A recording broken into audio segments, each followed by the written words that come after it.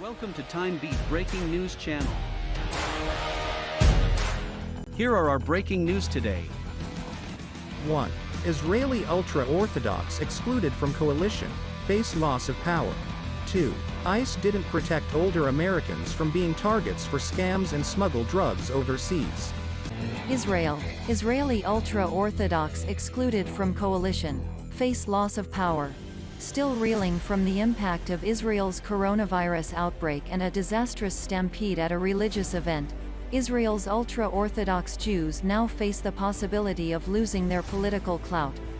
The heterogeneous coalition that is forming to succeed Prime Minister Benjamin Netanyahu's 12-year leadership covers the Israeli political spectrum from left to right, encompassing secular parties, religious Zionist contemporary Orthodox leaders, and even a small Arab Islamist party.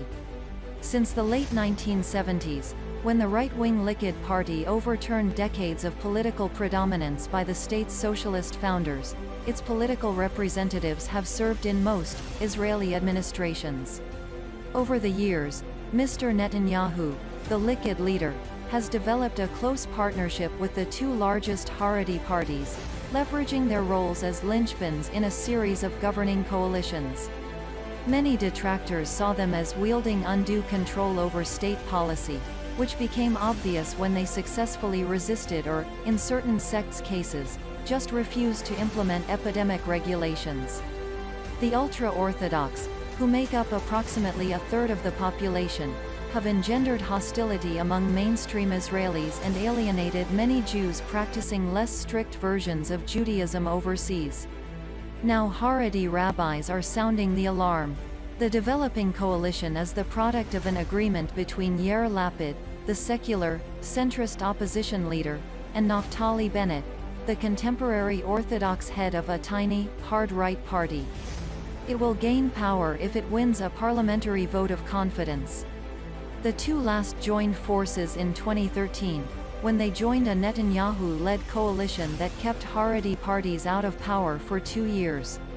The new administration promptly reversed the changes and reduction on Haredi financing. The United States. ICE didn't protect older Americans from being targets for scams and smuggle drugs overseas. U.S. Immigration and Customs Enforcement is aware older Americans are targets for scams that fool them into smuggling drugs into other countries, but often fail to protect them. ICE's Operation Cocoon, a program created in 2013 to disrupt international drug trafficking rings, allows U.S. officials to share information on potential drug smuggling with foreign agencies in an effort to prevent it. The program, however, has been criticized for not doing enough to keep Americans, especially older Americans who unknowingly end up transporting these drugs out of foreign prisons.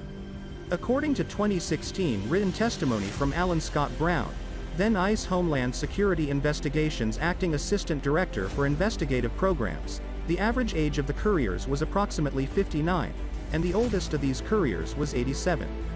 It's unclear how many senior Americans have been duped into being drug mules in schemes, but since 2013, 180 of the 400 people arrested by law enforcement in foreign airports on suspicion of carrying narcotics based on information supplied by ICE have been Americans. Around 70% of them were above the age of 60. U.S. officials have allowed older Americans to be caught by foreign investigators and then locked up, without ever contacting them to let them know they were tricked into smuggling drugs. In 2016, a 74-year-old Florida man served an 18-month prison sentence in New Zealand after also being scammed into transporting meth. ICE does not target senior Americans, according to John Isert, Assistant Director of Investigative Programs for Homeland Security Investigations, but it might be difficult to make senior tourists aware of potential frauds. Potential victims have been warned by ICE officials before boarding an aircraft and unintentionally committing a crime. Thank you for watching. We help you stay up to date all the news hourly. Please subscribe our channel to follow up the latest one.